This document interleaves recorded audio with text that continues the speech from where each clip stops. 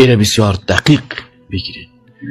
اول قرآن عظیم الشان و سنت رسول الله چی هستن؟ یا کتاب هستن برای ساختن فکر و عقیده. اگر فکرت جور شد و عقیدت جور شد، خلاص باز که همی هر چیزی که بیایه، مجرد که همی هر ویروسی که بیایه تو یک انتی ویروس در مغزتون اینستال است که همون تو زده میره کلش نابود میکنه. اگر نه که نفهمیدی، یک عادی به عقل انسان به یک ثانیه تو را چی میگه؟ فریب میدید. و وقتی که در شک انداختید، قرآن اول آیت همی است که ذالک الکتابو لا ریب فی، او میخواه که دمی ذهن تو داخل کنه که ذالک الکتابو ریب فی، همین لا را حذف کنه از کلمه. یعنی کتاب است که دی چی است؟ شک. یعنی شک که ایجاد کرد، خلاص انسان از دایره ایمان خارج میشه. چرا مسلمان عقیده داره که الف لام میم ذالک الکتاب لا ریب فی. پس یکی از مسائلی که بسیار خطرناک است و در وطن ما شما به خاطر چی خطرناک است که ما حتی در برنامه مساجد خود از خلاصه شروع میکنیم، از حافظ شروع میکنیم، از سعدی شروع میکنیم. قرآن شریف از روی که خواندیم خلاص شد. بعد از چی خواندیم؟ میگه والا صاحب حافظ خوان، پنج خوان، خلاصه خوان، قدوری خوان، منیه خوان، کنز خوان. سر خود ما میتشم. من نمیگم که قدوری و کنز و منیه و کتابای فقهی خوان، لکن یا اصول دین نیستن، فروعات دین است. اصول دین چی است؟ عقیده هست. اول باید برای اولاد خود آدم از کجا شروع بکنه؟ از عقیده. اول باید برش الله معرفی شود. اول باید الله را معرفی شود. اول باید برش محمد رسول الله صلی الله علیه و آله معرفی شود.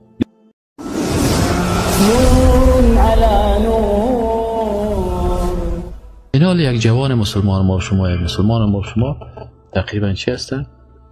به 600 چینل خارجی و بسیاری چینل های از یا به شکل مستقیم در داخل پوهنتون، در داخل مکتب، در داخل هتل، در داخل نایت کلاب، در داخل هتل ها تقسیم است.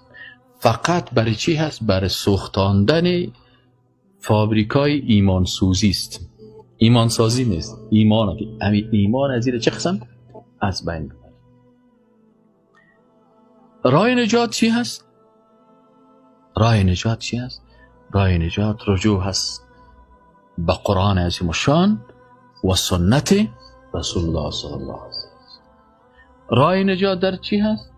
که تعصب از کلی خود دور کنیم، تکبر از کلی خود دور کنیم.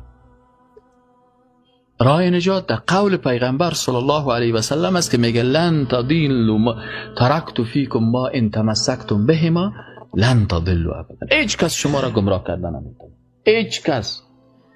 خدا کنه که 600 مانده که 6000 چینل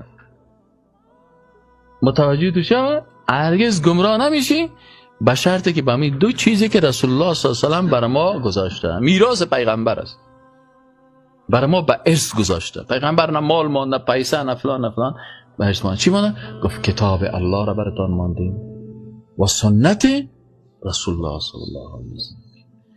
این بسیار دقیق بگیرید. اول قرآن عظیم الشان و سنت رسول الله چی هستن؟ یا کتاب هستن برای ساختن فکر و عقیده. اگر فکرت جور شد و عقیدت جور شد، خلاص باز که همی هر چیزی که بیایه، مجرد که همی هر ویروسی که بیایه تو یک انتی ویروس در مغزتون اینستال است که همون تو زده میره کلش نابود میکنه.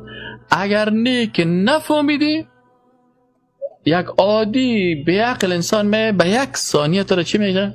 فریب میدید. و وقتی که در شک انداختید، قرآن اول آیت همی است که ذالک الکتابو لا ریب فی، او میخواه که دمی ذهن تو داخل کنه که ذالک الکتابو ریب فی، همین لا را حذف کنه از کلمه. یعنی کتاب است که دی چی است؟ شک. یعنی شک که ایجاد کرد، خلاص انسان از دایره ایمان خارج میشه. چرا مسلمان عقیده داره که الف لام میم ذالک الکتاب لا ریب فی.